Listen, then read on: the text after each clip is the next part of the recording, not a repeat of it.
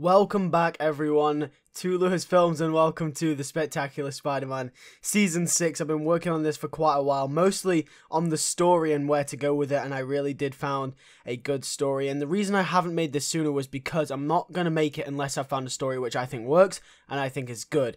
But with that out of the way, we have come to a conclusion here. I hope you enjoy this video as much as I did making it. So with that being said, let's get into Episode 1. Episode 1 is called Two-Way Debt. Now it's 3 years later, Peter and MJ are now engaged. Peter is out of school, but has bad money problems of his own, as Aunt May recently had another heart attack just like her problems in the first 2 seasons.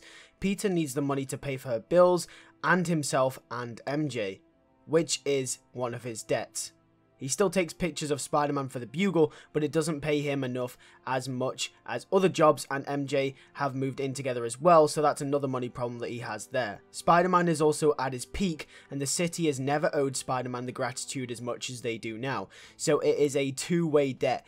Peter owes a lot of money, but also the city owe a lot to Spider-Man, and this is the peak. The city absolutely love Spider-Man, and remember this fact for episode 13 for the end of the season. I want you guys to remember that fact. The city absolutely adore Spider-Man. Peter stops some criminals, however, they're all wearing creepy ghost masks like some cult, and this will be the setup for the rest of the season. Episode 2 is called Phasmophobia. Peter looks around for another job and finds a job at ESU once again. This time at the helm is Malcolm McBride, a scientist who brought out the lab from Miles Warren after the clone incident back in an earlier season. Peter carries on and tries to live his normal life by being with MJ and visiting Aunt May on the regular. Peter stops another crime with the ghost masked people and realizes this goes deeper than just some thugs who want hidden faces, and realizes that this could go very deep into the criminal underworld. Peter does some digging and finds out that Montana, aka the Shocker, is running an organization for weapons deals. However, one of the kids is stopped by Spider-Man and it's actually Miles Morales. However, he gets away. Episode 3 I've labelled The Art of Crime. This episode focuses on Miles in the first portion as we see his point of view. Miles lives with his uncle, who is called Connor. Miles' dad, Jefferson, is a cop, but because of Miles' dark path, smuggling and gang-related activities, they have bad blood between each other. However, Connor won't let Miles be homeless, so takes him in. Miles' uncle and Jefferson now have a rift between them because of Miles causing Connor to become depressed as his relationship with his brother is ruined. This is all because Connor has to bring Miles in, and obviously he doesn't want him to be homeless. On the Peter side of things, he investigates further into the Montana case, and to find answers goes and talks to the only person he knows who can help him. And that is the previous big man of crime himself. Tombstone, to Spider-Man's surprise, is actually easily converted as he's had time to reflect on his actions in prison. He explains the criminal underworld to Peter and how it works, to help him track Montana. Peter finds Montana, however his paths cross with Miles again, as he is loading up weapons on a dock. Montana escapes Spider-Man once again. Peter encounters Miles and sees he's just a kid, behind a ghost mask. Spider-Man gives him a chance to turn his life around and get somewhere. Miles, in his ignorance, runs off and doesn't listen to anything Spider-Man says. Episode 4 I have called Family Comes First. In this episode, we carry on learning about Miles and his character. We learn that he is in fact a big Spider-Man fan and it's his idol. But in the same couple of scenes, we learn Miles has massive trust issues and the only person to give him a second chance was his uncle, but his life was affected in a negative way because of it. We also learn that Miles had turned to a life of crime because he saw no other option. We learn that he does this because of his mother, who divorced Jefferson, had become very ill, and Miles doesn't have the money, nor does Jefferson have the care to help her. This is why Miles turns to gang-related crimes. Peter carries on his job at ESU, however Malcolm McBride seems to be acting in strange ways towards him all of a sudden. Peter waits for the perfect opportunity and strikes, finally catching Montana. However, the Shocker was prepared. In the end, Miles is seeing what he's doing is wrong, and Spider-Man breaks through to him. Miles helps Spider-Man out of the situation, and Shocker is taken to prison, finally, once again. However, Jefferson arrives to the scene, and him and Miles have a confrontation. Miles runs off, and Spider-Man goes after him. Miles explains his family condition and why he did what he did to Spider-Man. Spider-Man relates to him and tells him he has a second chance. He gives Miles the responsibility speech, as he sees a lot of himself in Miles. Peter sees Miles as a complete replica of himself at a young age if he had turned to crime instead of helping people. However, Peter knows there is hope for him. At the end of this episode, we also learn that Malcolm McBride, the person in charge of ESU, had found files on Miles Warren and his experiments, and the Jackal. In this moment, it is revealed that Malcolm McBride is in fact Warren's half-brother. Episode 5 is called Balance Act. Peter and Malcolm help each other to reach new innovations in science. Malcolm reveals that he had found what Warren worked on during his period here and found it fascinating. He reveals to Peter that they are half-brothers and wants to finish what he started. Peter, knowing the consequences of this, tries to talk Malcolm out of it, but he says no. Spider-Man then has to later break into ESU and takes the clone research away from him and destroys what's left of it. Malcolm is furious and found out that Spider-Man was the one that stole it, and fires Peter, thinking he told Spider-Man to take it since he takes pictures of Spider-Man for the Bugle. Peter is now left jobless and can't pay for Aunt May's hospital bill. However, it was the only option. Malcolm McBride finds a video of Miles Warren discussing his plan to take down Spider-Man once and for all, and he uses the same serum that turned him into the Jackal. Full of rage and hatred, Malcolm uses the serum on himself and becomes his own version of the Jackal, but faster, stronger. He is known as the Carrion. Episode 6, Interception. The Carrion chases down Spider-Man and they fight. The Carrion attacks Spider-Man throughout the day randomly, catching him off guard whilst he's trying to do everyday things. The Carrion also finds out Spider-Man's identity in the process and puts together that Peter Parker is in fact Spider-Man, and the connection becomes very evident towards Malcolm. Spider-Man eventually defeats the Carrion and he gets locked up for good, and ESU is now being bought out by another mysterious buyer. This episode ends on a high note as Jameson, who has now become a family friend of Peter and Aunt May, has offered to pay for Aunt May's hospital bills, which means she can be at Peter's wedding. However, with Miles in this episode, he has a short scene where he gets a voicemail from his dad. Episode 7, Say Your Vows. Peter and MJ are getting married. Everything goes well until a familiar face shows up. It's Doc Ock. The Doc crashes the wedding with force. He brings drones, Octobots, it all. Peter gets everyone out safely, including Jameson, May, and MJ. Spider-Man is quick to get on the scene. In a dialogue exchange in the fight, Ock reveals that he'd been studying Spider-Man for a long time, and after the incident at ESU had come to the conclusion that the dots lined up perfectly. Spider-Man had to be Peter Parker. But that wasn't all his tricks. Ock reveals he doesn't want to kill Spider-Man. The police arrive, including Jefferson Davis. Ock, in a fight with the Webhead, gets the jump on him and uses a device he created to swap bodies with Spider-Man. Peter Ock, which is what we'll call him now, is now Spider-Man. However, in the destruction of the fight, Jefferson Davis dies tragically by being crushed by falling rubble. Peter Ock saw this happen, but didn't decide to help him and let him die. Episode 8. Spectacular to Superior. In this episode, Peter Ock renames himself the Superior Spider-Man. Meaner, harder, and relentless. Ock now longs to use Spider-Man's powers to hurt everyone that wronged him in the past. The real Peter Parker that is in Doc Ock's body starts noticing his vitals are low and he is weak. In prison, Peter asks to get tested, and it turns out he has a terminal cancer due to poisoning from Doc Ock's arms, thus the reasoning for Doc Ock switching the bodies with Peter becoming very, very evident. Peter Ock reveals in this episode also how he went about his plan and how he created the body swapping device using previous Oscorp knowledge and technology left behind by the likes of Norman Osborn, Adrian Toomes, and etc. Miles in this episode is lost. He had turned his life around and had started connecting with his father again until he was tragically taken. And it's all Spider-Man's fault. The hero he put all his faith in, his idol, the one that had taught him that crime wasn't the right way, had turned his back on him, once again, refueling his trust issues. Episode 9, Wronging Things to Make Right.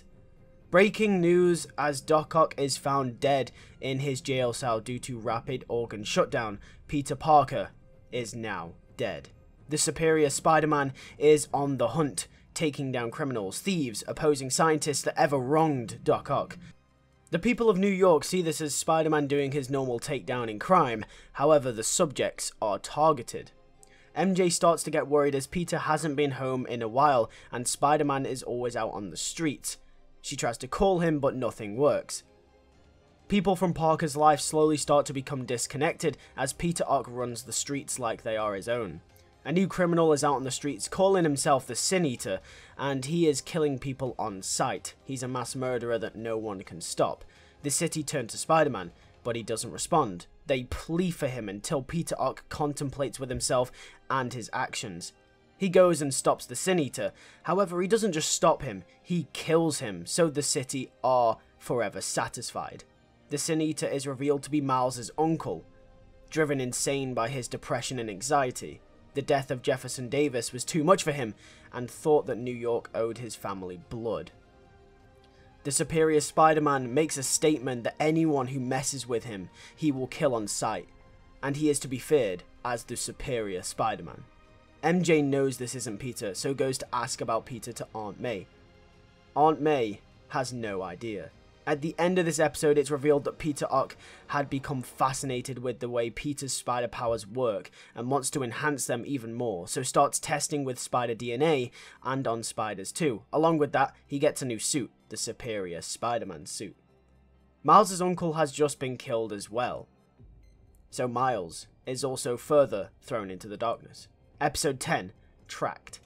Miles is pissed. He uses his skills he once previously had as a criminal to try and track down the Superior Spider-Man himself. He has had his dad taken from him, his uncle taken from him too, and it was all Spider-Man's fault, the person he idolized so much, the person he put up on a pedestal. He thought he could trust him, but now he knows that was a bad idea. On the Peter Ock side of things, more parts of Peter's original life start to become more disconnected as time goes on, while the Superior Spider-Man carries on taking down people and killing some in the process. The police are also now onto the Superior Spider-Man due to his actions. Peter Ock and Miles' story meet in the middle as Miles tracks down Peter Ock in a secret spider hideout. Once he is in the base, Miles is bitten by one of the spiders that Peter Ock was testing on. He decides to escape. Episode 11, Déjà Vu. Miles starts to get to grips with his new powers.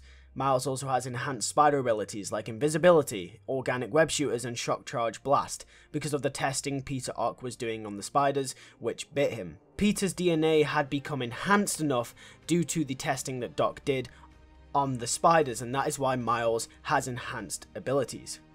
Miles uses these powers to hunt down Superior Spider-Man out of revenge for his father and his uncle. Peter Ock and Miles have their first fight, with Peter Ock wondering where this kid came from and who he was and why there was another person with spider powers. Due to their fight, a civilian is in danger. Peter Ock leaves the scene, however, Miles saves the civilian, which allows Peter Ock to escape.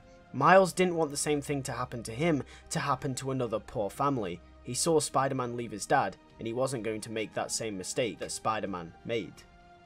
At Miles' lowest point, he's reminded of the lesson that the old Peter told him, and he has learned from other people's mistakes as his own. He decides he's going to become the better Spider-Man. Miles Morales is going to become the Ultimate Spider-Man.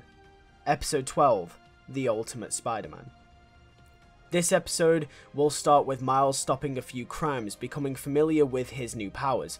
Peter Ock realizes that the threat within Miles, and he has to be taken down. Miles creates his own version of the Spider-Man costume, but it's tacky, it's still red and blue, takes on the same themes. Peter Ock, on the other hand, has designed hundreds of Octobots to police the city and search for Miles. Peter Ock's Autobots finally find Miles. Miles takes some of them down, but causes massive amounts of destruction in the city. Miles escapes. Using clues from a destroyed Octobot, Miles tracks down Peter Ock's manufacturing facility, which happened to be under the old Oscorp building where Doc Ock used to work. Miles sneaks around. Miles catches Peter Ock talking to himself and finds out that he isn't the real Peter Parker, and in fact, Peter is dead, and this is actually Dr. Octavius inside of Spider-Man's body. It wasn't actually Spider-Man that went insane. This is actually a arch nemesis of the Webhead. Miles gets the jump, and they have a brawl. Miles tries to break through to Peter, but fails as Ock's anger prevails. Miles barely escapes alive with a ripped costume and the like. Episode 13, Redemption.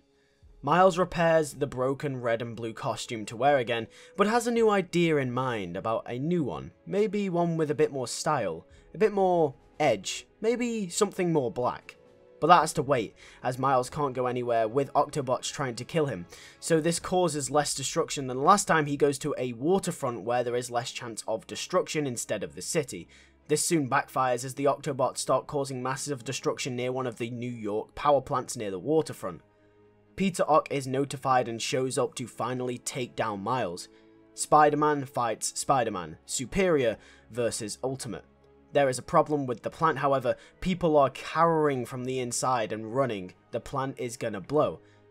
Peter Ock looks around at the destruction he had caused just before finishing off Miles. Miles, in one last effort, tries to break through. Due to the news coverage of this fight, MJ arrives on the scene. They break through to Peter. Ock realizes that this is never what he wanted. All he ever wanted to do was just live, and he did that by taking another man's life. He didn't want to cause destruction. Ock finally lets go.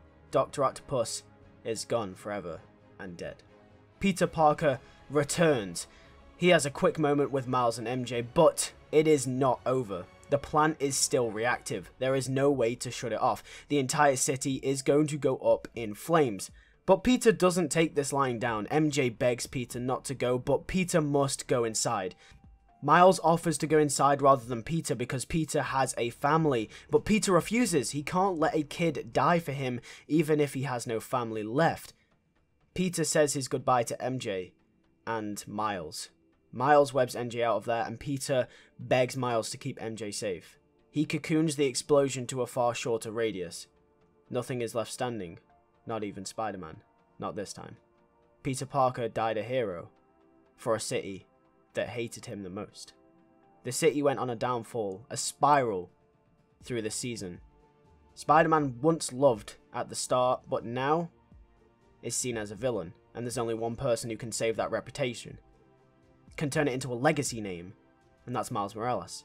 This episode will end with Peter's funeral. It'll be low-key. MJ, Aunt May, Miles, and a few others like J. Jonah Jameson, Robbie, Flash, Liz, and all the characters from Season 1 will be there for the final send-off of a great hero and person. MJ also reveals that she is pregnant with a baby girl as well. So that is Season 6 of Spectacular Spider-Man and the final season. I have finally killed Peter Parker off in that one, and I feel like the way we incorporated Superior Spider-Man Miles Morales, and I feel like it's a massive curveball because Peter comes back in the comics and he stays alive, but in this one, Peter Parker is going to tragically die, but he's going to die a hero. He's going to do the most heroic thing he's ever done in his entire Spider-Man career, but everyone still hates him because of that, and that's the beauty of the Spider-Man character. He does it for the greater good. He does everything for the greater good of the city, for MJ, for everyone he's ever loved, and he loves the city. Even if the city hates him, Peter will still save everyone, and that is expressed through the final episode. Hope you guys enjoyed. If you did, be sure to hit that like button, subscribe if you are new, and Season 7, I don't know how I'm going to do that. I mean, to be quite fair, I don't think I will. If this video gets 30 likes within the first day of upload, I will release something Sunday night, and you guys will see it. I'll probably make an extra video with it, but it'll be like, something will be inside that video. So, just stay around for Sunday night if this video gets 30 likes. But with that being said, that's all I'm going to say now. Season 7 most likely won't happen, but stick around for tomorrow. I'll see you guys in the next one. Peace.